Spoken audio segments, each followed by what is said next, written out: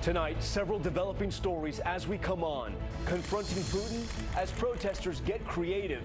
The president set to meet with Vladimir Putin in less than 48 hours, dismissing calls by Democrats to cancel after 12 Russian intel officers were indicted for hacking Democrats and meddling in the U.S. election. So how far will the president go to get answers? Mid-air emergency, the passenger plane plunging 10,000 feet, the violent pressure drop injuring dozens, some bleeding from their ears. Burn and kill, the Miami man under arrest, allegedly planning to ignite an apartment building targeting his Jewish neighbors. Under pressure, the founder of Papa John's now speaking out, revealing what he says caused him to use the N-word as the backlash involving his pizza empire escalates. And message to moms. Less than a year after giving birth, Serena Williams back in the finals at Wimbledon. What she said after her match today. From ABC News, this is ABC World News Tonight. And good evening. Thanks for joining us on this Saturday. I'm Tom Yamas, and we begin tonight with the sprint to the high-stakes summit between President Trump and Russian leader Vladimir Putin. The president golfing today at his seaside Scottish resort Turnberry, the final stop of a 4-day tour of the UK. He is dismissing calls by some Democrats to cancel on Putin after special counsel Robert Mueller's team announced the indictment of 12 Russian intel officers for hacking Democrats in the 2016 election. The president insisting on Twitter the meeting will go on and instead attack President Obama for doing nothing to stop the Russians. It is a critical showdown with the world watching, and the central question tonight, how far will Trump push Putin for answers? ABC's Tara Palmieri leads our coverage tonight in Helsinki. In Scotland, demonstrators protesting President Trump's visit on the ground and in the air. This paraglider flying over Trump's Turnberry resort with a sign reading, "Trump well below par." The president is in the rough on his golf course, staying out of the spotlight as the clock winds down to his high-stakes meeting with Russian President Vladimir Putin. I think I'd have a very good relationship with President Putin if we spend time together. I may be wrong. You know, other people have said that didn't work out, but I'm different than other people. Sources tell ABC News Trump will be winging his meeting with the Russian president, comparing his approach to his lack of preparation for the G7. Hanging over the summit, a federal indictment of 12 Russians for hacking the 2016 election. U.S. officials saying the hack was authorized by Putin himself. Now, some lawmakers are calling on Trump to cancel the summit. If he and his team are not willing to make the subject of this indictment of Russian interference a top priority in the Helsinki meeting, then the meeting should be canceled. Trump says he'll bring up election meddling, but admits there's only so much he can do if Putin denies involvement. He may deny it. I mean, it's one of those things. So all I can do is say, did you, and don't do it again. But he may deny. I mean, well, you'll be the first to know, okay? And that federal indictment of those 12 Russians still looming large over the president's meeting with Putin, and the president responding today on Twitter, Tara? Tom, President Trump is blaming the Obama administration, tweeting, "Why didn't they do something about it?" Especially when it was reported that President Obama was informed by the FBI in September before the election. Now, according to a report in the New York Times earlier this year, President Obama was worried that if he mentioned meddling, then candidate Trump would say the election was rigged. Tom? Tara Palmieri leading us off from Helsinki tonight. Tara, thank you. And there will be much more on the high-stakes summit there when Jon Karl interviews White House National Security Advisor John Bolton. That's tomorrow on This Week. And, of course, we will have complete ABC News coverage from Helsinki Monday morning starting at 6 a.m. Next tonight, police in Miami say they've thwarted a deadly arson plot. The suspect arrested, caught with canisters of gasoline. You see them right there filled up, allegedly telling police he wanted to kill his Jewish neighbors inside of his condominium complex. ABC's Ariel Reshef with the details. Tonight, police in Miami Beach saying they thwarted a potential catastrophe when they arrested this man, Walter Stolper, as he was trying to burn down his condo in an alleged plot to, quote, kill the Jews. The 72-year-old now behind bars, allegedly caught in action. Police tipped off by this man who says he heard Stolper's threats and went to building security, who called police. He was telling me that he was tired of the association in his building and these Jews in the building, and he was going to do something about it. And he told me that he was going to burn the building. Police say they found Stolper pushing a shopping cart with 2 plastic containers. Officers noticing a strong odor of gasoline coming from the cart and his car parked in the building's garage. Later locating this storage room linked to Stolper. Inside, finding 28 additional containers with gasoline, sulfur powder, and potassium nitrate. He had already poured gasoline down 15 floors of this building. Police say Stolper planned to use padlocks to block people from escaping. And Tom, tonight Stolper faces charges of attempted murder and arson. Tom? Ariel, thank you. We turn now to the new numbers in the ongoing immigration crisis as the Trump administration attempts to reunite more than 2,500 migrant children still separated from their families, more than 100 of them under the age of 5. And while there have been some emotional reunions, many families continue to wait. Tonight, a little boy and his mother, separated at the southern border, reunited in Seattle.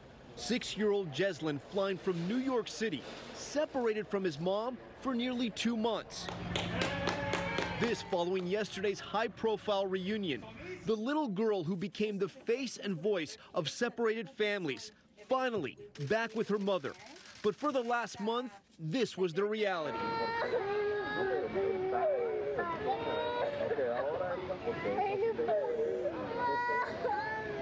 Little Allison crying for her parents following their separation at the border after fleeing El Salvador. ProPublica capturing her mom's 5-hour journey to meet her daughter at a Houston airport at 3 o'clock Friday morning. Her message to the parents still separated from their children: keep fighting. In New York, this mother from Guatemala driving from Arizona to be reunited with her 3 kids. And in Detroit, this father separated from his 3-year-old son for 3.5 months. He says when his son saw him, he didn't say a word. He just started crying, hugging him so tight. The two reconnecting this week after a court-ordered deadline requiring children under 5 to be reunited with their parents. The government says so far it's returned 57 of 103 young children. In some cases, the government says parents didn't qualify because of criminal backgrounds. In other cases, the parents have already been deported. And the next deadline is July 26th to reunite children between the ages of 5 and 17 years of age. We do turn now to a suspect arrested and accused in Arizona of impersonating a police officer. He's under arrest tonight. Authorities say he tried to pull over a Mustang, and there were 2 real Arizona troopers inside that car. Here's ABC's Clayton Sandell. With all those flashing lights, it sure looks real. But investigators say this car and the cop driving it were fake. Exposed when 44-year-old Matthew Desbro allegedly tried pulling over 2 real Arizona troopers in their unmarked yellow Mustang. He had a full gun belt, similar to mine, with a Glock 9mm handgun. Desbro, wearing a security guard uniform, was arrested for impersonating a police officer. It's frustrating for us because we don't know who he's preying on. And in California, a 14-year-old boy was just arrested a second time after officers say they found uniforms and badges in his home. He was once busted for driving this SUV, allegedly dressed as a deputy sheriff. In both cases, police say they want anyone who may have come into contact with these alleged imposters to come forward. Tom? Clayton Sandell for us tonight. Clayton, thank you. We do move on now to new developments tonight in the Papa John's controversy. John Schnatter, the founder of the Pizza Empire, who stepped down as chairman after he admitted to using the N-word, is now explaining in a new interview why he used that racist slur. Here's ABC's Zachary Quiche. Better ingredients, better pizza, Papa John's. The embattled former CEO of Papa John's is speaking out. John Schnatter claiming in a radio interview his use of the N-word was the result of pressure from a marketing agency. The agency was promoting that vocabulary in that genre.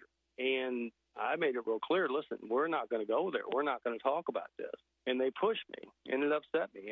Tonight, the agency is not commenting, and Schnatter is doing damage control after this Forbes article revealed that he complained during a conference call that KFC's Colonel Sanders called blacks the N-word and never received backlash. The comments made during a media training session intended to avoid public relations blunders after he made comments in January about anthem protests in the NFL.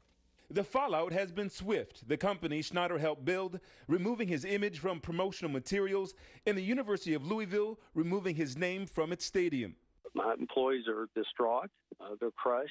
And it's all because I was sloppy and I wasn't as sensitive. Tom, despite stepping down as chairman, according to an SEC filing, Schnatter is still on the board and remains Papa John's largest shareholder. Tom? Zachary Keish for us tonight. Zachary, thank you. We turn now to the extreme weather threat this weekend as triple-digit heat and tinderbox conditions fuel fires in the west. This wildfire forcing YMCA campers to evacuate Oregon's Silver Falls State Park. And in California, a firefighter was killed today battling a blaze near Yosemite. The heat and the fire danger lasting right through the weekend as storms fire up in the east. Let's get right to ABC meteorologist Rob Marciano in Central Park tonight. Rob, good evening. Good evening, Tom. The heat will rebuild again tomorrow across the Northwest. We've got a number of advisories and warnings that are out there, not just for the heat, but for the potential for fire. So that's going to be a difficult conditions there. Temperatures once again well into the 90s for Portland and Seattle. Medford up and over 100 degrees and triple-digit stuff down across the Southwest as well. Where the monsoon continues, we have flash flood watches up. We've had a number of warnings up as well in southern parts of Utah and Arizona. Also some flash flood warnings west of I-55 in Illinois, some of those with 60 to 70 mile an hour winds, and then some flooding this morning across parts of Alabama. All this rain will only add to the humidity during the day tomorrow across the south. Tom? Rob, thank you. Next tonight to the encouraging news from a Thai hospital. Those boys once trapped in that cave now smiling and waving to cameras, offering a message of thanks. ABC's Adrian Bankert is in Thailand. Tonight, the youth soccer team and their coach speak out from their hospital beds where they continue to recover since being rescued from that cave in northern Thailand. One of the boys, Adul, speaks in English. Hello, I'm Adul. Now I'm very fine. I'm very thank you so help me. Thank you so much. He's reportedly the one who first helped his teammates communicate with the divers who found them 10 days after they vanished. How many of you? 13. Brilliant. He's seen drawing a sketch of his teammates who in these videos show gratitude to their rescuers. The group has regained much of their weight, but doctors are concerned the boys, and especially their coach, who already apologized, may feel guilt or shame about what happened. Thank you. But in the upbeat video, the boys are seen flexing their muscles, a signal that they're staying strong. Doctors say the group could be released by Thursday. And Tom, there was a cute moment inside that video where the boys were talking about what they wanted for their next meal. Some craving steak, others their favorite Thai foods, and another wants the Colonel's favorite, KFC. Tom? Steaks and fried chicken. That sounds good to me. All right. Thanks so much, Adrian. We turn now to Wimbledon today, and Serena Williams facing off in her first Grand Slam final since giving birth less than a year ago. ABC's Julia McFarlane in London tonight on the superstar's message to moms. Tonight, Serena Williams and her magical run, stopping just one match short in the Wimbledon final. The tennis legend with an emotional salute to working moms everywhere. To all the moms out there, you know, I was playing free today and I tried. Close friend Duchess Meghan, along with sister-in-law Duchess Kate, on hand to cheer. The winner, Angelique Kerber, paid tribute to the new mom. You will have your next Grand Slam title soon, I'm really, really sure. The 23-time Grand Slam champion rocketed back into form just 10 months after the birth of her first child, Olympia, who provided inspiration for her Wimbledon comeback. Yes, Olympia, your dreams can come true too. Serena's return hasn't been easy. She suffered major health complications after her delivery, including a life-threatening pulmonary embolism. She had dropped to 454th in the world rankings. Now she's ranked 28 and rising. These 2 weeks have really showed me that, okay, I can compete. Williams says this wasn't a defeat, but rather the start of a new chapter. Her next Grand Slam title will break the all-time record. Tom? Julia McFarlane with that emotional day on the court. All right, Julia, thank you. And there's still much more ahead on World News Tonight this Saturday. The violent takedown caught on camera. Did officers go too far? What the department is saying tonight. Plus, found alive. A woman rescued after she somehow drove her car off a cliff. The incredible way she managed to survive for a week. And the urgent warning from an American fast food chain, what they're now pulling off the menu. Stay with us. This is